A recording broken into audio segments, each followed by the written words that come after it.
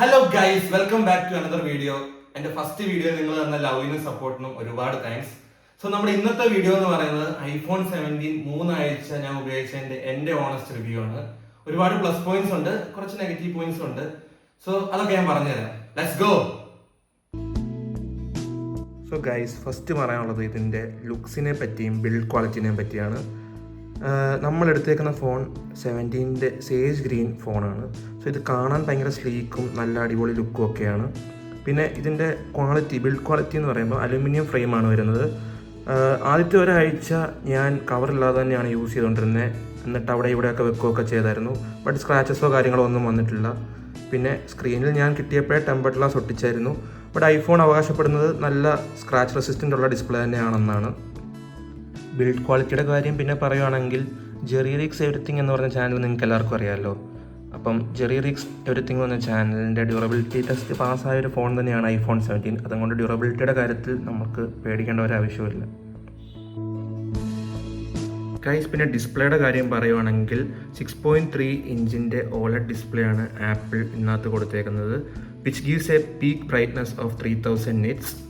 മാത്രമല്ല, ഐഫോൺ ആദ്യമായിട്ട് നോർമൽ സീരീസിലും 120 Hz പ്രൊമോഷൻ റീഫ്രഷ് റേറ്റ് കൊടുത്തിട്ടുണ്ട്.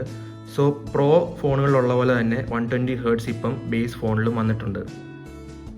ഡിസ്പ്ലേ അപ്പം ഔട്ട്ഡോർ യൂസിനാണെങ്കിലും ഇൻഡോർ യൂസിനാണെങ്കിലും അടിപൊളി ബ്രൈറ്റ്നസ്സും കാര്യങ്ങളും ഒക്കെ ആപ്പിൾ ഇതിന് പ്രൊവൈഡ് ചെയ്തിട്ടുണ്ട്.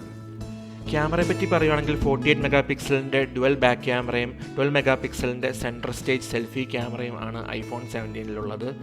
എൻ്റെ ഫോണിലെടുത്ത കുറച്ച് സാമ്പിൾ പിക്സാണ് ഇപ്പോൾ നിങ്ങൾ കാണുന്നത്, നോർമൽ ഫോട്ടോയും പോർട്രേറ്റ് ആയിട്ടുള്ള ഫോട്ടോയും. പിന്നെ എൻ്റെ സെൽഫി ക്യാമറ സെൻട്രൽ സ്റ്റേജ് ആയതുകൊണ്ട് തന്നെ അടിപൊളി സെൽഫി ഫോട്ടോസും നമുക്ക് ഐഫോൺ 17 എടുക്കാവുന്നതാണ്. നൈറ്റ് ഫോട്ടോഗ്രാഫി അത്യാവശ്യം ഡീസൻ്റാണ്, കുഴപ്പമൊന്നും പറയാനില്ല. വീഡിയോഗ്രാഫിയുടെ കാര്യത്തിൽ പിന്നെ പറയേണ്ട ആവശ്യമില്ല, ആപ്പിൾ തന്നെയാണ് ഇപ്പോഴും വീഡിയോഗ്രാഫിയിൽ ഏറ്റവും ബെസ്റ്റ് എന്ന് അറിയപ്പെടുന്നത്.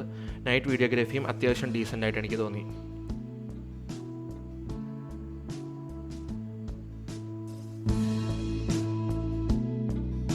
iOS-ൻ്റെ ലേറ്റസ്റ്റ് വെർഷനായ iOS 26 ആണ് ഈ ഫോണിൽ ഡിഫോൾട്ടായിട്ട് ഇൻസ്റ്റാൾഡ് ആയിട്ട് വരുന്നത്.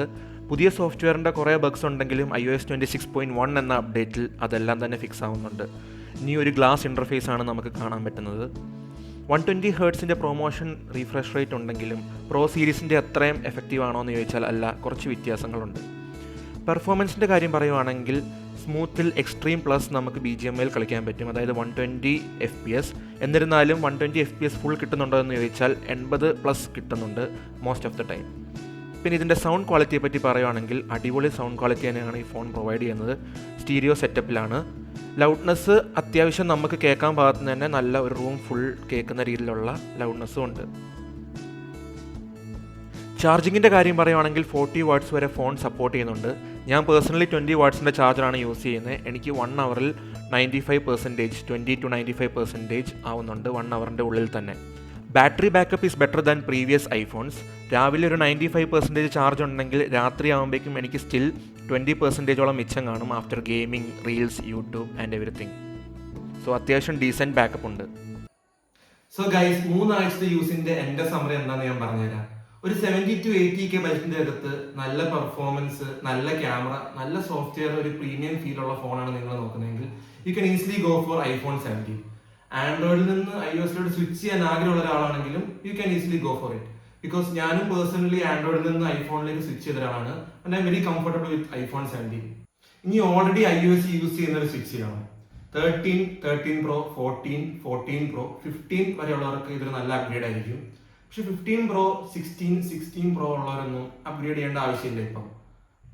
ഇനി എല്ലാവരും ചോദിക്കുന്ന ഒരു ചോദ്യം, നോർമൽ 17 എടുക്കണോ പ്രോയോ പ്രോ മാക്സോ എടുക്കണോ എന്നുള്ളത്. ഒരു നോർമൽ യൂസർ അത്യാവശ്യം നല്ല ക്യാമറ, അത്യാവശ്യം പെർഫോമൻസ്, ഡെയിലി യൂസ് കാര്യങ്ങൾക്ക് നല്ല സോഫ്റ്റ്വെയർ എല്ലാത്തിനും ഒരാൾ 17 എടുത്താൽ മതി. പക്ഷെ ഒരു ഹാർഡ് കോർ ഗെയിമറോ അല്ലെങ്കിൽ hard core professional photography, videography ചെയ്യുന്ന ആളാണെങ്കിൽ you can go for 17 Pro.